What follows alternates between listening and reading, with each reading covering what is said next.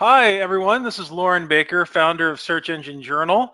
And with me today, I have Joel Bondarovsky from SEMrush, and who will be discussing some great PPC tactics and strategies that are going to pay off for you in the long run.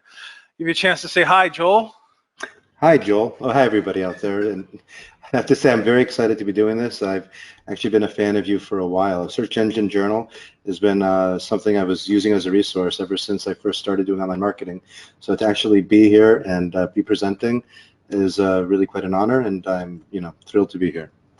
It's fantastic to hear, and we're honored to have you on as a partner today. So looking forward to some incredible PPC information. Just to let everyone know before we get started, I'm going to go over a little bit of the housekeeping on how our SEJ Marketing Think Tank webinars work. So basically, Joel's going to be driving the webinar for a good 40 to 45 minutes. Over the course of his presentation, we're going to launch a couple of polls that helps Joel know a little bit more about you and craft his presentation accordingly. And they're really quick, maybe 4 or 5 answer multiple choice oriented polls, and it's always great to have interaction on the audience side with that. After the webinar and presentation is over, we're going to leave about 10 to 15 minutes for Q&A. So as you have questions while Joel is presenting, please go ahead and enter them into your question box on your GoToWebinar control panel. We'll be sifting through the questions and addressing them at the end of his presentation. If there's anything we don't get a chance to answer, we'll answer them after the fact. Also, just to let everyone know, this is a question we get the most. Will the webinar be available after this live presentation? The answer is yes. So we'll be documenting the video walkthrough or the video of the webinar in our Search Engine Journal YouTube channel, and then we'll also be publishing a recap in a couple days, and you'll get all of that in an email from us, and a thank you email from SEJ and SEMrush. So all of this is going to be available for you. Joel, are you going to make your slides available through SlideShare? Oh, I definitely will. Okay, excellent. So that's pretty much everything. At the end of the webinar and Q&A, we'll have a survey, helps make our presentations a lot better. So we really value that input. So please stick around for that. Get your notebook ready and get ready to learn some great PPC from Joel Bondarovsky of SEMrush PPC Academy. That's right. I'm super psyched to be here. How much more time do I have before I begin, by the way? I'm just curious. How long are we warming up for? How long were we? For about 15 minutes. But we're live right now. No, I know that, of course. I know it just feels like it's you and me, just like it was right before we started. Yeah.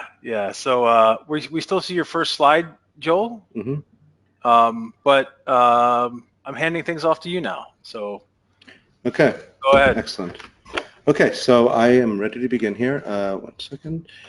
Basically, we're going to cover a lot of topics in a very short period of time. And less than 1 hour, we're going to talk about PPC campaign strategy.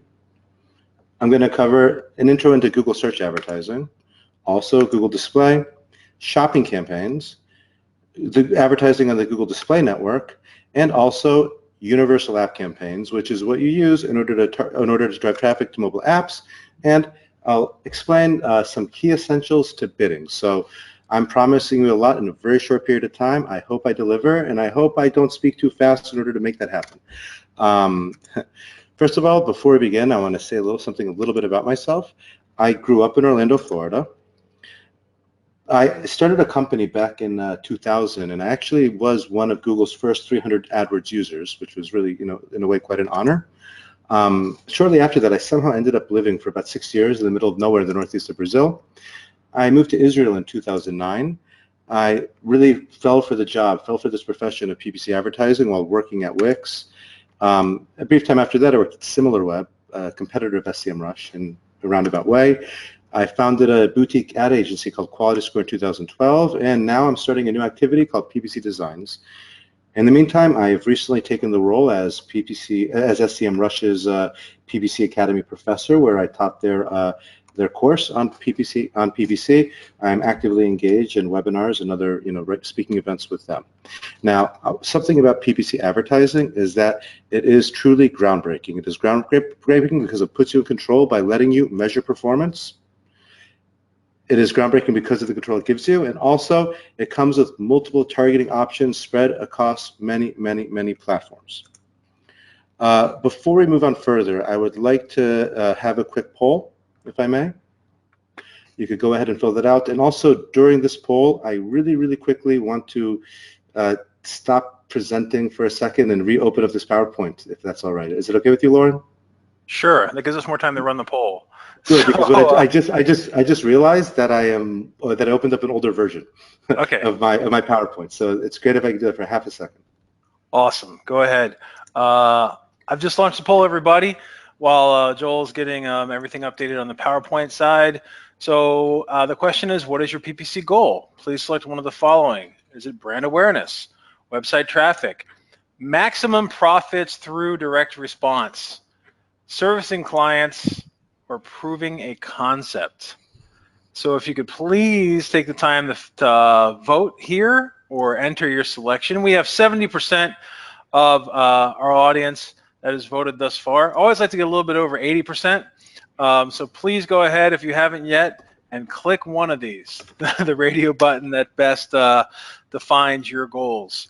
Perfect, we're at 80%. So 5, 4, 3, 2, 1. Okay, I'm gonna close the poll. Last chance.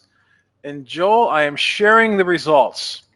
Oh, wow, okay, excellent. And I need 1 second here to get this thing downloaded, and I'll be good.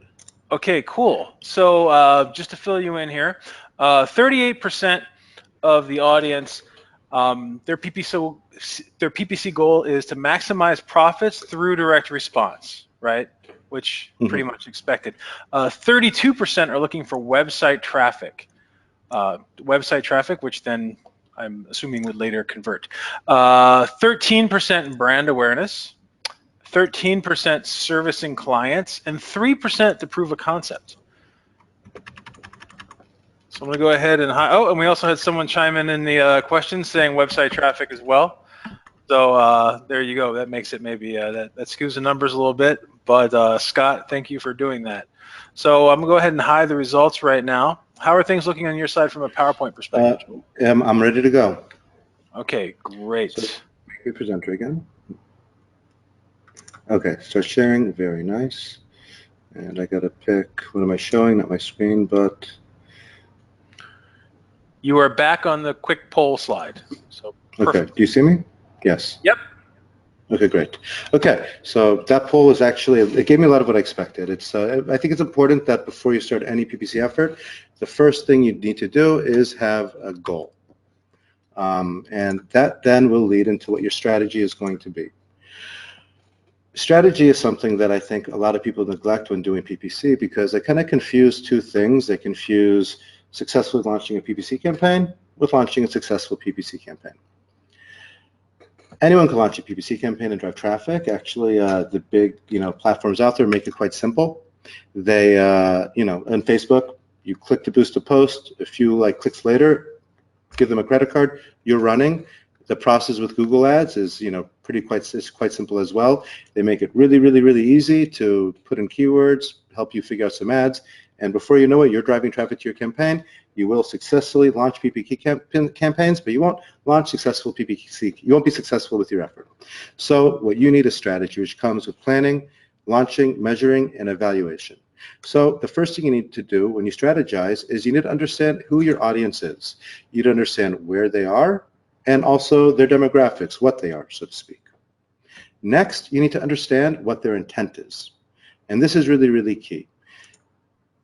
It is important, and I think a lot of people who have been doing marketing have been aware of this. I mean, this type of funnel goes around all over the place in almost every other webinar I see, but that is a decision-making funnel.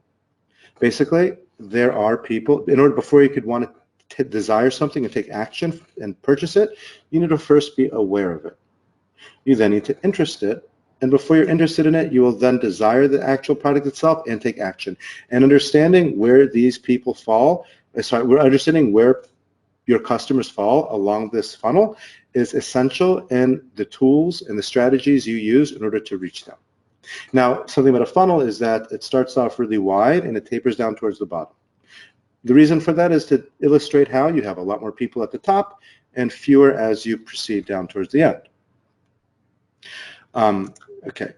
when I say choosing the right tool, it really is about whether you're going to be using, and by the way, I don't like saying platform as much as I like saying channel.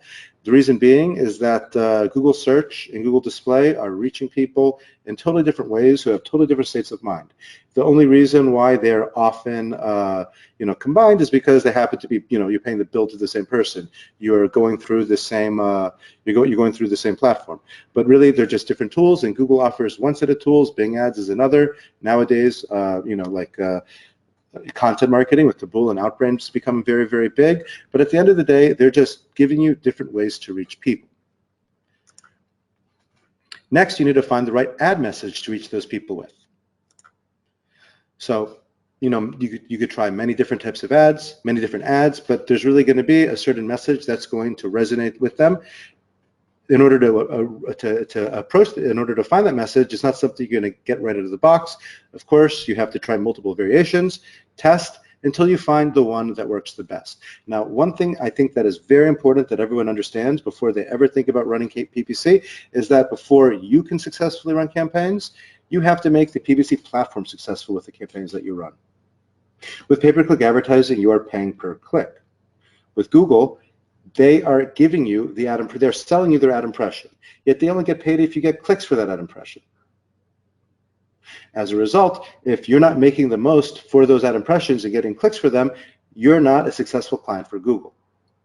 So ads are essential, engaging ads are essential in order to prove to the PPC platform that you are a good customer for them. And if you do that, they will reward you. They will show your ads more often and for less money, oftentimes. So it is essential. So ads are really very, very important, just so that you make the PPC god, so to speak, happy, so that way you could run as you would like.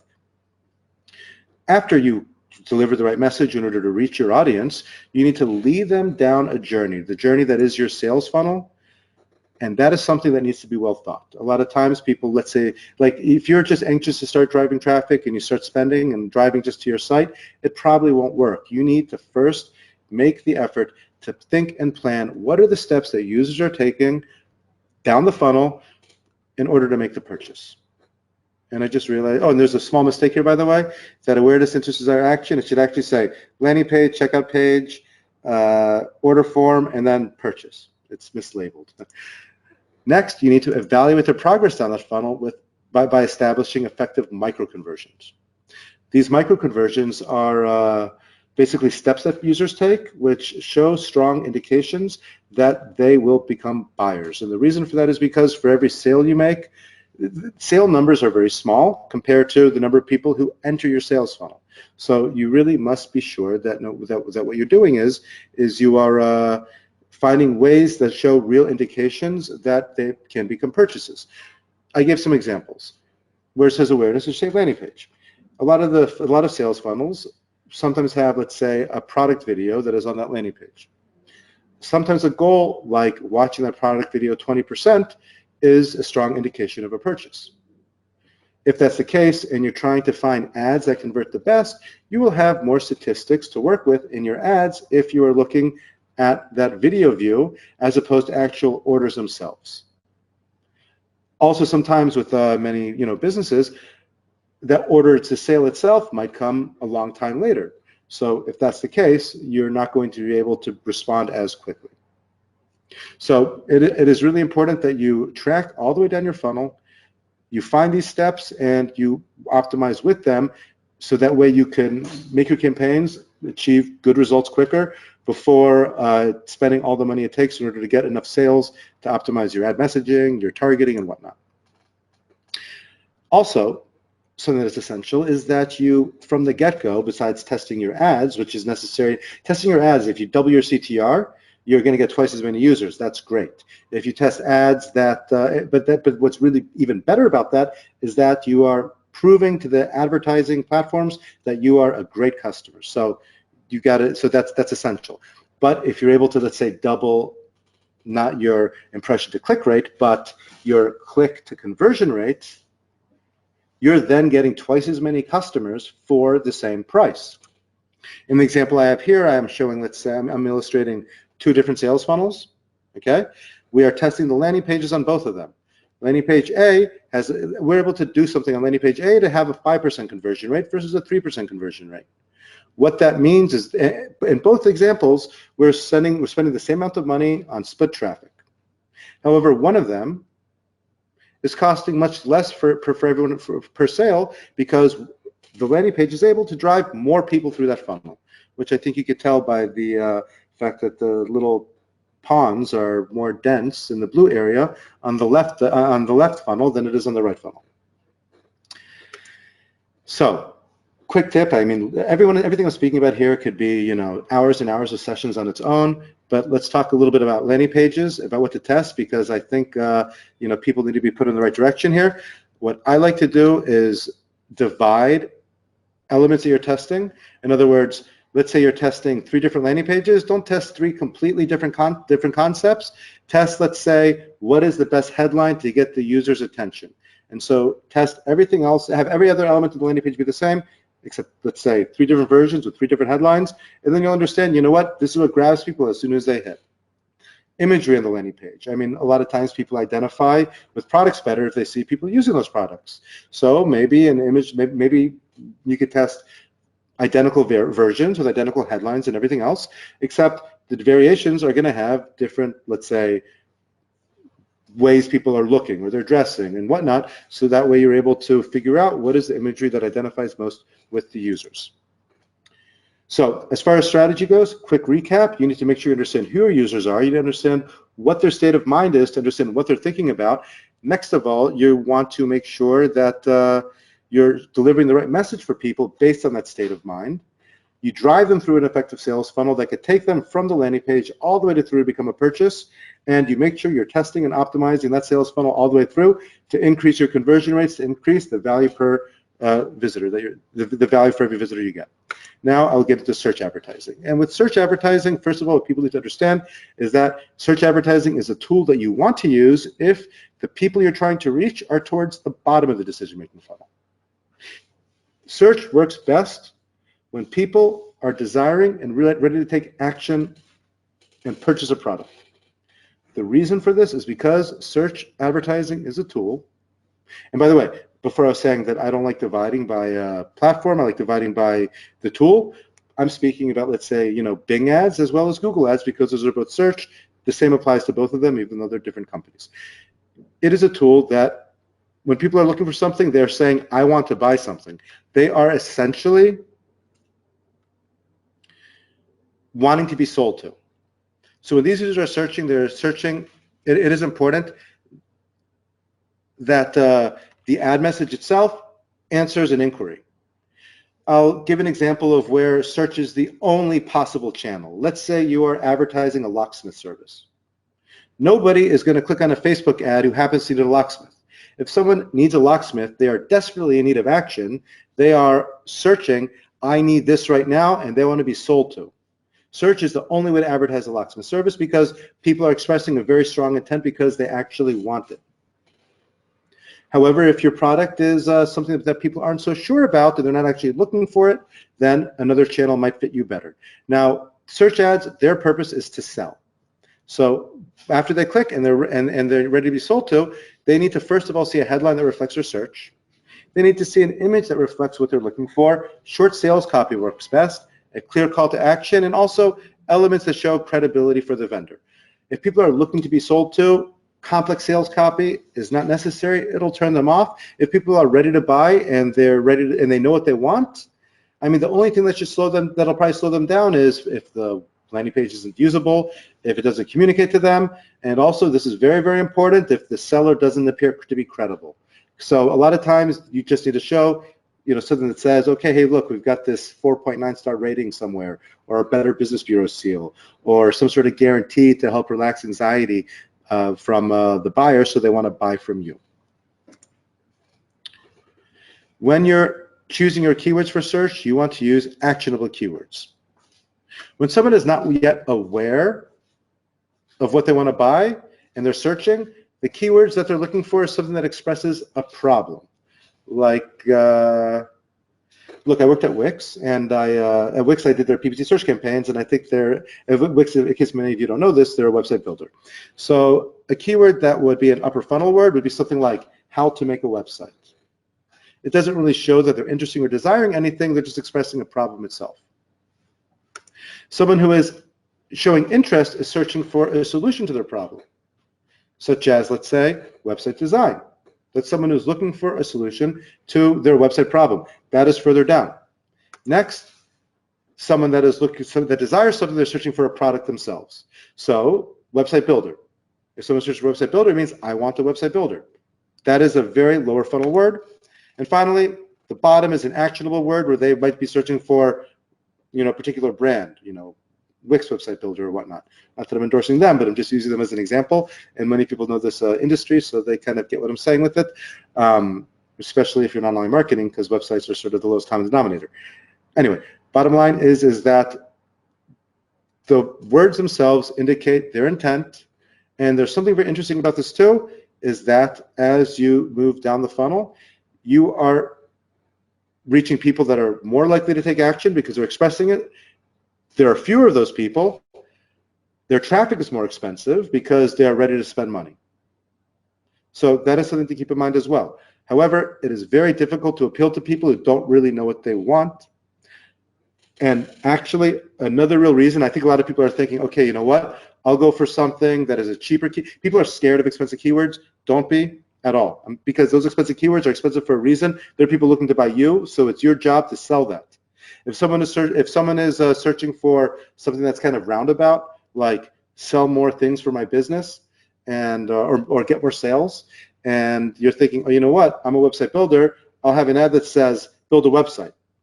Well, the problem with that is you will not engage users that search for that ad. So your quality score with Google will go very, very low. Quality score is a metric that Google gives you to determine how relevant you are, thus how much you'll pay per click to get the position. So if your ads aren't relevant, they won't even let you run very well, if at all. So a big reason why you need to go for those bottom funnel actionable words is exactly that. You are the most relevant for them. I'll give some, I'll talk a little about ads. Text ads, there's a certain format for them. Many of us know that. You have headlines, you have your display URL, you have your descriptions, and so on. I also just realized that this is an older version of the slide, so it doesn't really express what I wanted to say very well. But when you write ads, the first thing you want to do is you want to reflect the search in the headline. So if someone searches for a keyword, you want to reflect that keyword. So let's say I'm advertising PPC agency, that should be reflected in the headline. Also, you want to test it for display URLs. You want to complete their inner dialogue. What I meant to say here is someone searching for a performance boutique agency, they might be thinking in the back of their mind is, I want to pay for results, not just a service. Next, you want to have an element that shows trust and credibility, over $100 million successful campaigns. And then finally, call to action, which goes at the end of the description. So when you're building your ads, you want to test all these different elements. Just like those landing pages, you want to test one thing at a time. So next, if you want to test inner dialogue, you're going to have, let's say, 2 different variations of identical ads, except one of them is going to have one element for free dialogue, which is pay for a service, not just results, versus pay for results, not just a service, versus your PPC agency should make money from your business than you. That inner dialogue is not being expressed in the search itself, but it's what people are thinking about, and your search ads is a way to figure that out. Or you could test something for credibility, like over 100 million successful campaigns versus over 100 million successful campaigns across various different industries, and also that call to action, which isn't being expressed here in the slide because at the last minute, my latest version just didn't appear on my computer. Call now for a free consultation versus get in touch today. Those are all different things you're going to want to test in your search ads, and when you test them, test ads that are identical except for those elements, so you know what it is in that ad that wins. Finally, after your ads are running, how do you know what wins? Well, if you open up your Google AdWords account and go into your campaign and go to that ad group where you're testing those ads, you'll see a report that looks something like this. You'll have different ads listed. Ads will have different numbers of impressions, clicks, different CTRs, and different conversion rates.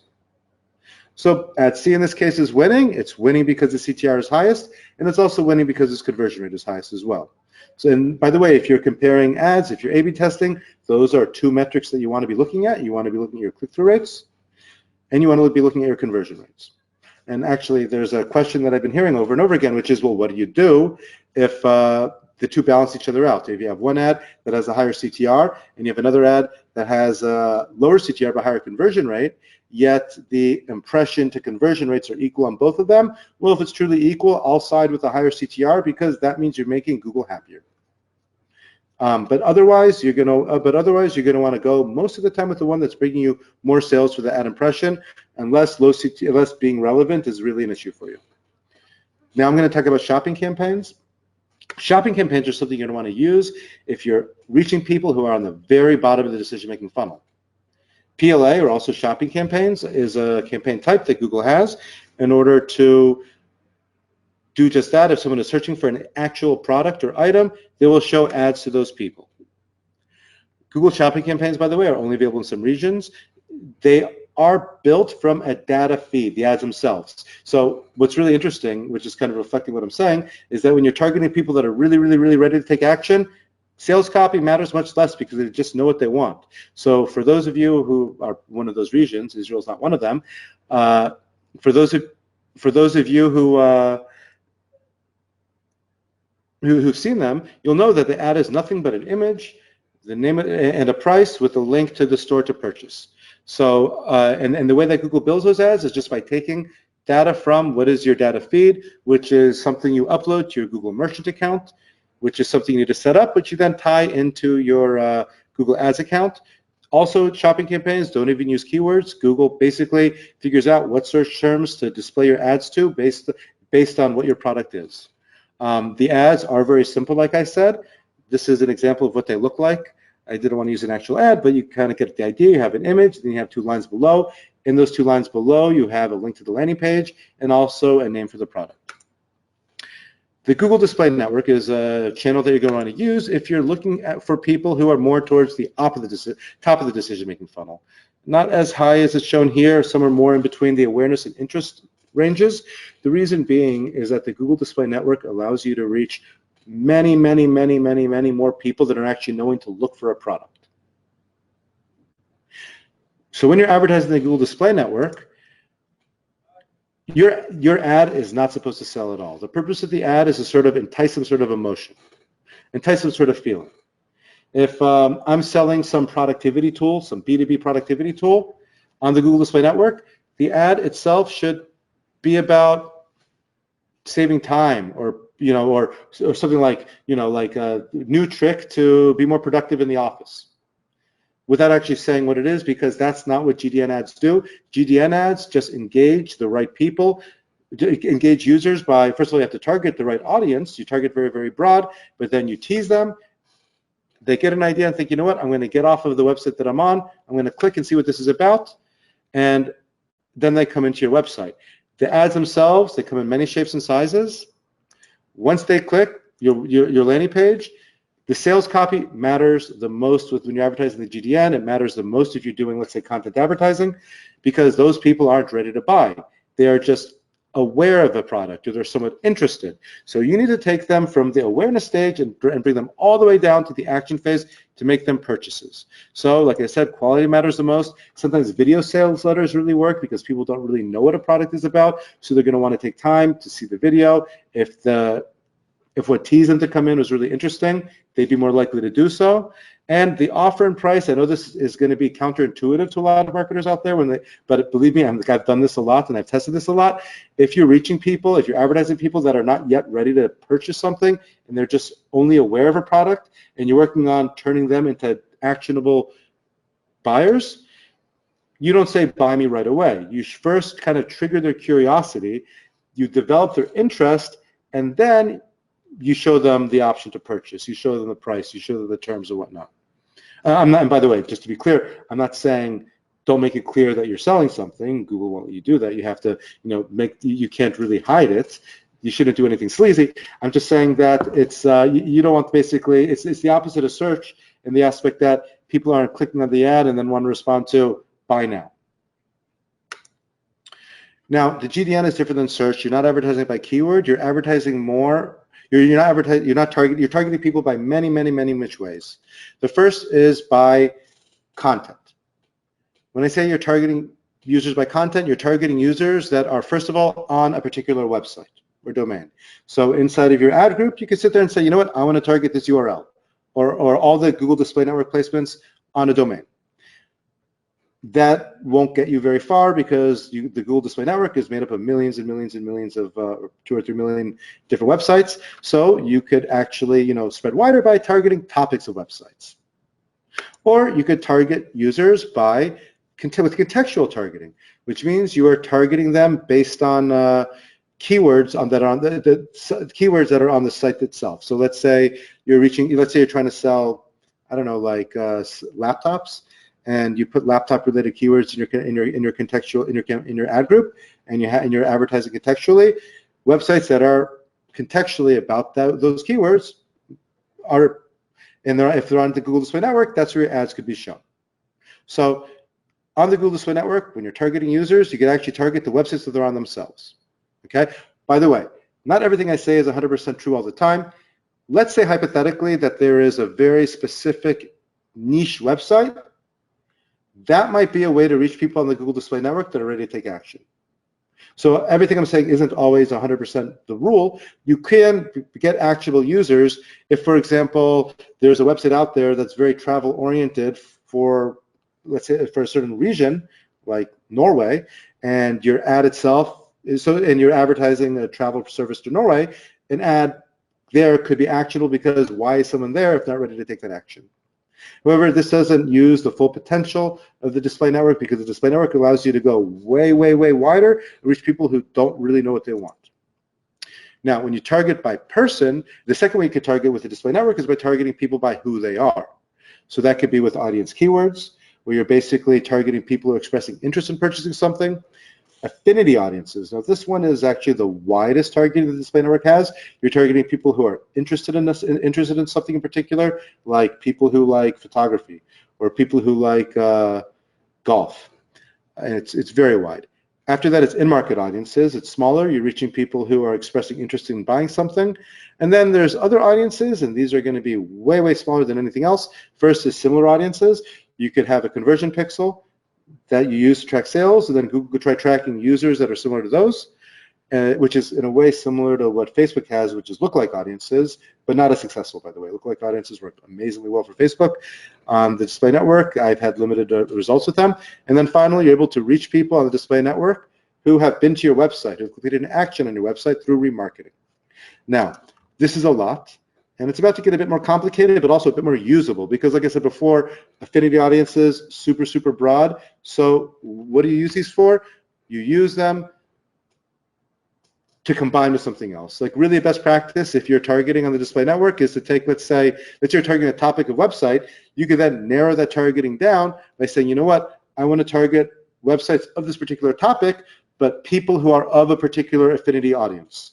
So in the circle to the left, in the group of circles to the left, Google actually shows you such diagrams. The campaign can be set to target an audience, cross with the topic, and only where the two cross together.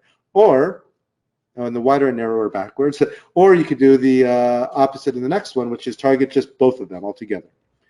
It's really up to you, but oftentimes you get the best results because the display network goes so wide to mix and match. And then you can even narrow it down even further by limiting demographics, by saying just particular age groups, as well as even like, I think in the States you can target users based on parental status and socioeconomic status as well. Now with the Google Display Network, you have 3 types of ads. You have banner ads, which we're all familiar with. They come in about like, I think 30 or 40 different sizes now. The reality is you use these 5 sizes, you're going to be shown in some 90% of the placements out there. Responsive ads, they're interesting. They let you target the same spots, the same placements that have those banner ads, but you're able to do it without the need of a designer. You simply go into Google, you upload your creative assets like an image, a headline, description name, and then Google will create different ads for all these different placements, and they can actually look pretty good. And then finally, there's text ads. Text ads are similar to search ads in their layout. You just have a few lines of text. You have a headline, description, and then a URL, and so on. And they will also be shown in some of the same placements as banner ads. So those are the 3 different type of ads for the Google Display Network. The last campaign type we're going to talk about today are universal app campaigns, which are for mobile apps. When to use it? If you have a mobile app to promote. That's really the only time you would use it. And also because they're only used to promote mobile apps, they only serve to users who could install those mobile apps in a click. So mobile is the only, so it doesn't work in desktop. If you show ads using universal app campaigns, someone clicks on it, they'll be taken to the Play Store or the Apple App Store in order to download and install that app. Something that's really interesting about them is that when you set up universal app campaigns, your ads can be shown across the Google Search Network, the Display Network, the Play Store, and also in YouTube. And in addition to that, actually, your ads can also be shown inside of mobile apps themselves. So you basically have one place to put some ads. Targeting is very simple, and Google just makes it work. I mean, this is a very, very intelligent campaign type that they have. All you really are doing when setting these campaigns up is the targeting settings are very, very limited. You set a budget, and as far as the ads go, you upload assets. The assets will be an ad image. Oh, wait, this is where they show. Again, the assets will be an ad image. The assets could also be different lines of text. And what Google will do is it'll mix and match them. And it'll very quickly gather data to figure out what works best where. Now, if you look at these different examples where the ads could be shown, you will notice something about them, which is that all the ads have different dimensions. It's not like search ads where they're all the same all the time. So because of that, like an ad that works really, really well on the web won't necessarily work well when it is shown in full screen inside of an app, which I think a lot of you have seen. So basically, Google will take all of your assets and play around with them and figure out what works best where. It'll also figure out what works best where as far as targeting goes, which is why it is very important that when you are running these campaign types, you are being as smart as you can possibly be with regards to tracking. You need to be sure that you're sending Google information about how these users are performing throughout your app. I mean, the first way Google is going to optimize your campaigns is going to be for that first conversion, which is the app install itself. However, most apps, their goal isn't just to get those installs. I mean, I think actually if you're very successful at getting installs, it means that your ad message might be convincing people to get in. But that might not be your end goal. You actually want people to engage in the ad. You want people to complete an action, to make a purchase in the ad. So in order for Google to get those signals that are optimized for them, you have to have tracking set throughout the app. And initially, let's say, before you have a lot of statistics in the app, you might be optimizing for those installs. But when stats build, you then move down the funnel to where stats are smaller but more meaningful, and with time they get big enough so that way you can optimize for them, and that's when your campaigns will work better. When you're running universal app campaigns, you want to start with a budget that's at least 50 times higher than your target cost per install or cost per whatever action you're going for. So let's say your goal is a dollar installs. Google will not have enough to optimize these campaigns unless you set a $50 daily budget for them. Because of the way they find the best ads by mixing and matching a lot of different stuff, you want to use a lot of different types of assets. You want to have different titles, different descriptions, different everythings of different length. You need very high resolution images. A lot of times these ads are going to be shown in super full screen inside of an app itself. And these days phones have amazing, screens with great resolution. So if the image itself isn't of super high quality, because when we used to ads on the web, for example, we're used to just web quality. If you're advertising with universal apps, you want to use very high quality images. Okay, I have a quick poll again, and this one, Lauren, if you want to take over, what is your monthly PPC spend? That is, if you're spending at all. Awesome, thanks, Joel. I'm going to go ahead and launch this poll now. So please, everybody, what's your monthly PPC spend? 0 to almost 5K, 5K to almost 20K, and you can pretty much read through the rest up to 300K and above. So if you take the chance, wow, we've already had 60% of our attendees vote. So you're getting a lot of interaction during this presentation, Joel. Also, we have a lot of questions that have come through too. And I have to say, I'm a little, and honestly, like I spent a lot of time on this, and it's really crazy that my very last file isn't what's here. Like for example, my Twitter handle's wrong on the bottom. It should actually be Liquid Joel. Don't ask. I know. No, but that's my present version has that. This is my version from several hours ago, and because I went through it very well and I fixed everything up, and for some reason it didn't stick, and I'm sorry for that. But what I'm very happy to hear is that engagement is still there, and I hope it won't be held against me too hard. Yeah, no, I'm sure it won't, and we will send everybody out your Twitter handle, not Twiddle, Twitter handle afterwards. So they can get your correct one to contact you. And also, I've gotten some questions over the past 45 minutes about whether or not the webinar will be made available. Yes, the answer is yes. We'll be doing video available on the SEJ YouTube channel. We'll be recapping everything in a really in-depth post on SEJ. And we'll have the slides available on SlideShare, and we'll be sending that to everybody that's attended. The correct slides. The correct slides with the correct Twiddle handle. Now I know I made that mistake. And I'm actually looking at the results right here, and it's really quite interesting. And I want people to ask themselves something. Okay, what is limiting? And what is limiting your spend here? You know, like is your spend limited by performance? And if the answer is yes, because I can't imagine any reason why, well, it's not always going to be that reason. I mean, for example, if you're advertising a startup and and your profit isn't made immediately, if it takes time to earn your money, then it oftentimes could be that your budget is going to be limited because you're just trying to show that you could get sales at a certain cost per acquisition in order to go to your investors and say, you know what, need another round of funding in order to take things to the next level. That's fine. But if you're doing direct response because you're selling something immediately, if your spend is low, it's low for two reasons. It's either low because you aren't you've exhausted your market cap. In other words, your market's not that large, or it could be low because you're not profitable. And if you're not profitable, you need to understand that you need to focus on effective bidding. And this one is a much older version, but it's okay. I can explain this extremely well. What bidding does is it puts you into control. With pay-per-click advertising, you choose how much you pay per click. In order to do that effectively, you need to understand the value of the clicks that you're of the keywords or whatever it is you're targeting that you're bidding on. With that being the case, then you should always be profitable. It's very simple. As long as you as long as you're paying less per click than you're making per click, you know, in aggregate, you should open up those budgets. You should spend as much as you possibly can. If you're not able to do that, it means there's something wrong. It means that you're not properly giving value to your traffic. So if you're running PPC and your results aren't where they need to be, it means you're not effectively setting bids on your targeting. So in order to do that, you need to have, first of all, significant statistics that help you develop that correct bid. And there's also something else, is that when you're doing bidding, you're looking at statistics from what has happened. So what has happened has to kind of keep happening. Like, let's say there's some holiday season and, you know, things just change. All of a sudden conversion rates drop. If conversion rates drop, the value of the traffic coming in is lower. So bidding, let me give a very simple formula for that. And this looks way better in my new version.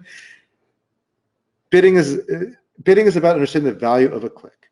So let's say you have a keyword, and that keyword has a 1% conversion rate, and your product, let's say, to make it simple, has a fixed sale value of $100, and 1 out of 100 people buy, the value of that visitor is $1. That means as long as you're paying less than $1 per click, you are profitable. If you have 20 keywords in your account, and you have and you're not profitable, but you have one keyword and you're sure of that because that one keyword has actionable statistics, and I'll explain what that means in a little bit, but it has it has enough numbers to where you're confident in the numbers, then you know what you could do to be profitable immediately? Pause all the other keywords, just run that one, and pay less than $1 per click, and all of a sudden your campaigns are profitable. When I say actionable statistics, I mean that 1 or 2 extra sales isn't going to change your conversion rate enough to where your bids are going to be different. When I say actionable statistics, I'm saying that you have, let's say, a healthy number of clicks with a healthy number of sales, so that way a little fluke here and there isn't going to matter. It means that this is probably going to keep happening because it has happened. Oftentimes, what I see advertisers do is they sit there and think of all the different ways that people could search for them in order to purchase their product. They'll end up with like keyword lists with thousands of keywords, which is okay. It's okay to be there. But in order to get these statistics, you need to spend money. You need traffic. If you want actionable stats on all of those keywords, you're going to have to spend a lot of money to effectively understand how much you should pay for that traffic. So the bottom line is that better statistics often comes with less targeting. Less is more in this aspect. That's pretty much it as far as that goes. Now, one thing I want to say is that I covered a lot very quickly. I mean, it was very difficult to do. I think I did a good job of it. If you want more, SEMrush, as I said before, I am their PPC Academy professor. I filmed 5 hours across 36 different lessons with them, and it's basically covering all these topics. And basically, the structure of this presentation is pretty much the curriculum of the course, except each section is, many lessons. It's free, so if you want to get more into this and understand what I'm trying to say with a lot of it, go ahead, sign up for the course, SEMrush.com Academy, and afterwards they give you a certification, and I think it's it turned out pretty good. So I think that's pretty much it, and I think we have about 15 minutes for Q&A. So Lauren, I'll let you take it from here, and please, if anyone's still there, ask a question. Yeah, absolutely, Joel. So thank you very much. Thanks for that smorgasbord of PPC information. Lots to go off of here, lots of info, and lots of follow-up questions for you, which should generously take up the next 15 minutes or so. So I'm going to break this into some different groups of topic matter.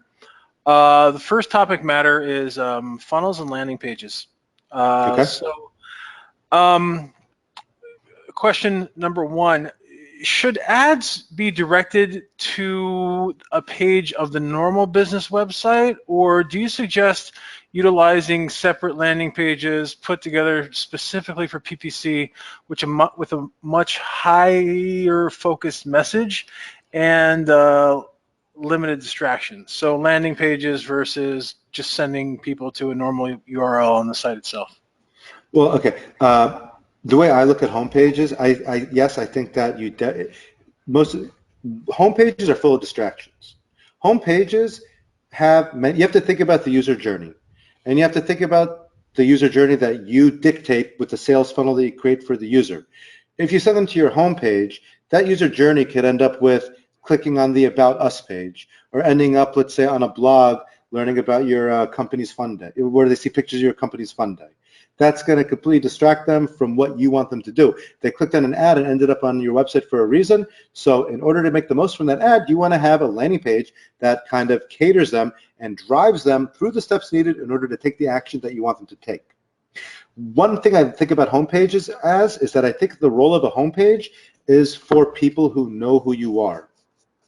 The home page does matter in your sales funnel, because oftentimes what people do is they'll look for something, or they'll click on an ad, they end up on your landing page, they may not purchase right away, they might be apprehensive and do research about you or whatnot, and then they might end up on your homepage. So think about it like that. Like, the homepage is designed for people who are thinking about purchasing you, they know who you are, while in order to deliver the best results from these campaigns, you want to drive them to particular sales funnels. Just one little thing though, and this is a mistake that I personally made when I was a junior in PPC, you can't, like, I wanted to segment my landing page funnels every which way, by every which way someone could search.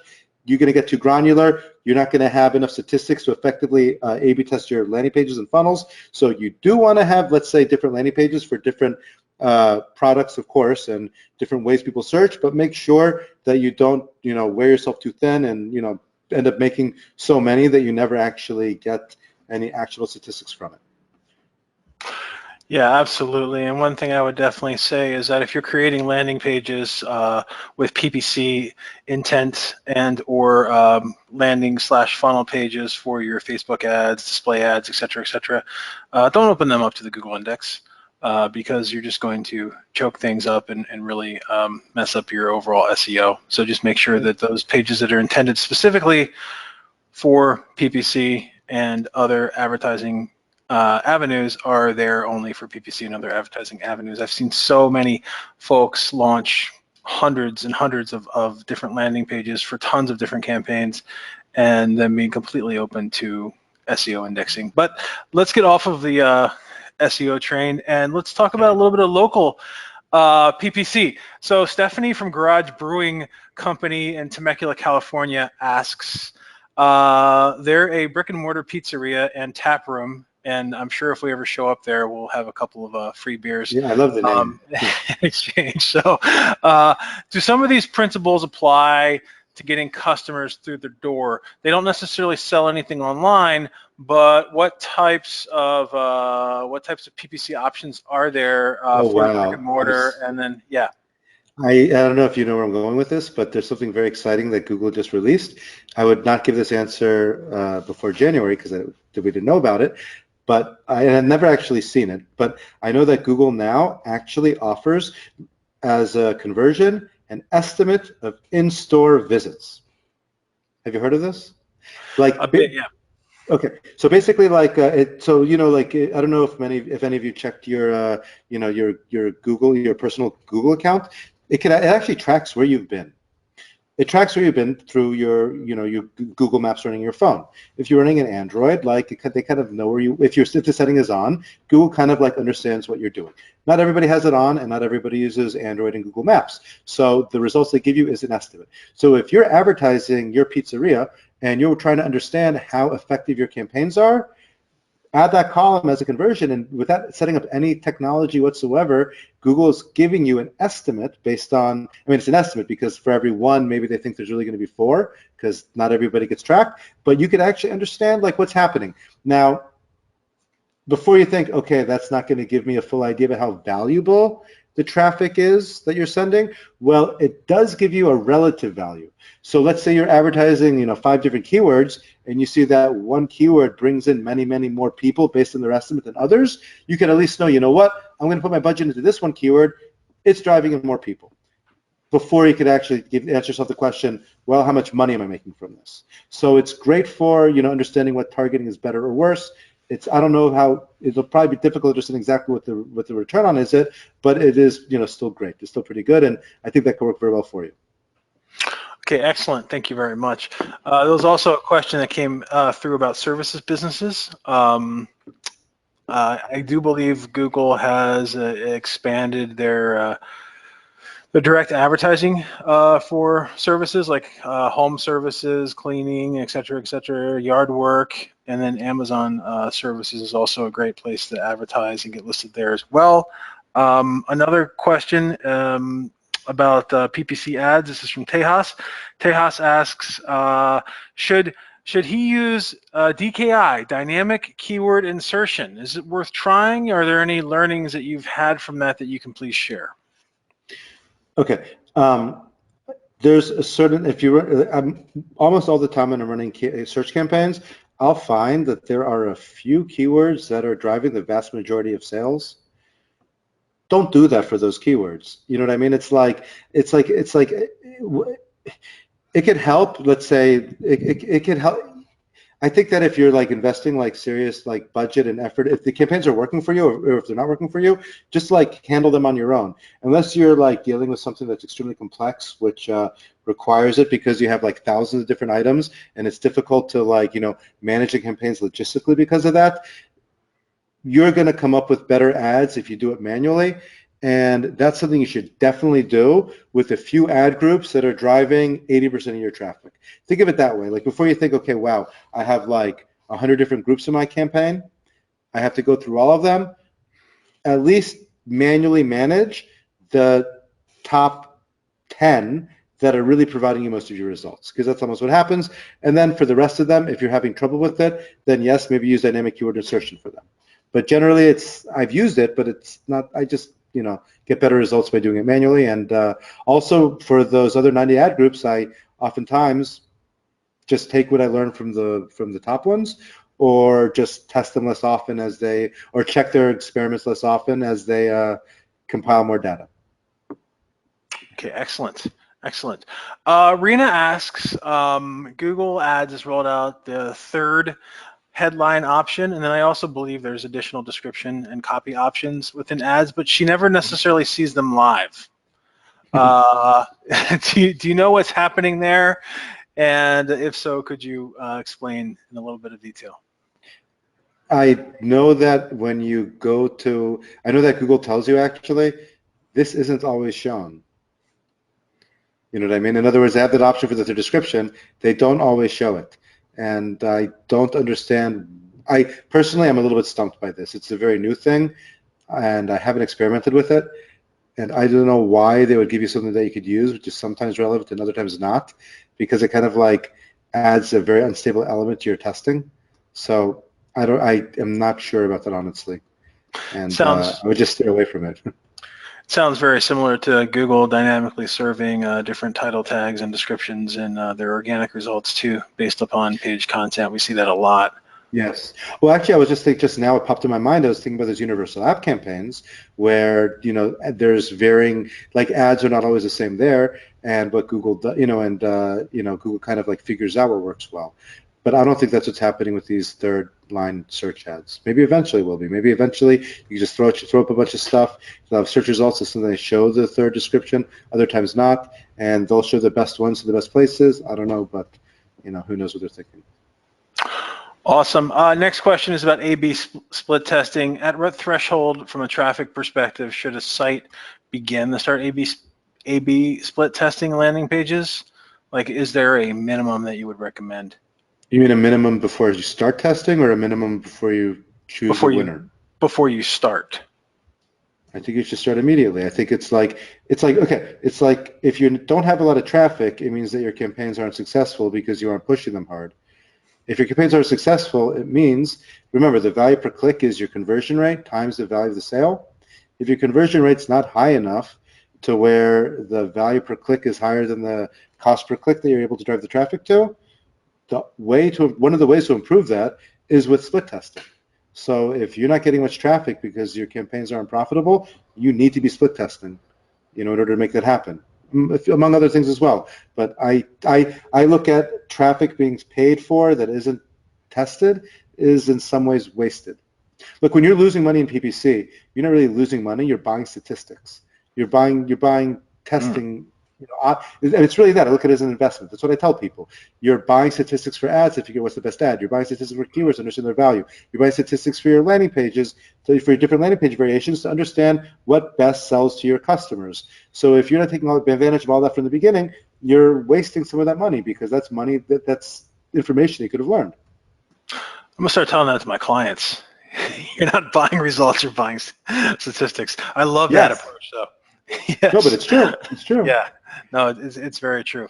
Data can only be learned from. If you're not learning from the data, then that in itself is a loss, right? Well, that's the whole thing. That's like, yeah, exactly. That's look, like when people, it's very rare that you launch a PPC campaign and it's profitable right away.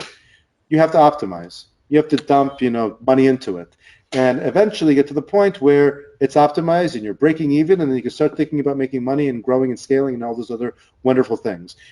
Once you reach that point, when I reach that point, it's like, great, I won again. You know what I mean? I feel a sense of achievement. And sometimes I've had clients where they're like, but I just lost $50,000. It's like, but don't you understand what you got in return for that? You know what I mean? It's like, and what they earned are statistics and a mature campaign that is going to day in and day out make them a profit.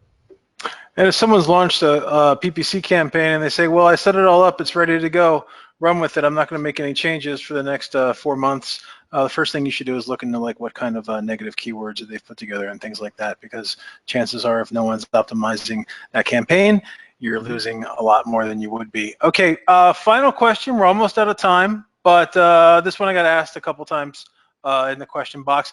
And just to let everyone know, we're going to be compiling some of these questions and sending them over to Joel. There's only so much time to do this live, and we've probably gotten about 60 different questions. So final question. On Twitter, just Liquid Joel, hashtag, what was it again? Hashtag SCJ, yeah, Search Engine Digital Think Tank. I'm responsive, so if anyone has any other question, feel free to post that. And that is Liquid Joel with an L. Yeah, with an L. Yes, there you go, with an L. Okay, so final question is on affinity audiences. Could you just give a one sentence or a quick explanation on exactly what affinity audiences are? Yes. One sentence? Okay. Maybe. Basically, okay. Well, how about this? I think before I give that, if you actually look at the list of affinity audiences of what the targeting, the way they're described, it's kind of self-explanatory. Like the list could be like shutterbugs, which means people who like photography, or like moviegoers, or foodies, or or like classic music fans, or, just like, which basically means that people whose activity online shows that those are things that they're interested in. That's basically it. Affinity audiences are ways to reach people who are interested in, who have an affinity to some certain thing. Excellent. Thank you so much. You explained that perfectly in a few I'd also say never target it by itself because it's way, way, way too broad. Use it to narrow stuff down. Yep. All right. Thanks again, Joel. It's been a pleasure. Thanks to you. Thanks to the team at SEM Rush. And your own company is PPC Designs? That's right. That's my new boutique agency. We're still getting launched, but I'm open, to discuss any activities that people are interested in using with me and partnering up with me with. It's something I'm very excited about, and I hope you'll hear more about me soon. Okay, and where can folks find more information on SEM Rush's PPC Academy? Again, semrush.com/academy.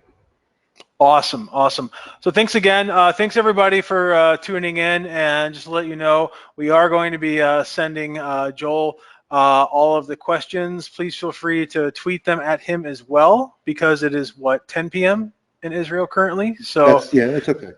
After that coffee, you'll be up for a little while, and you need something to do.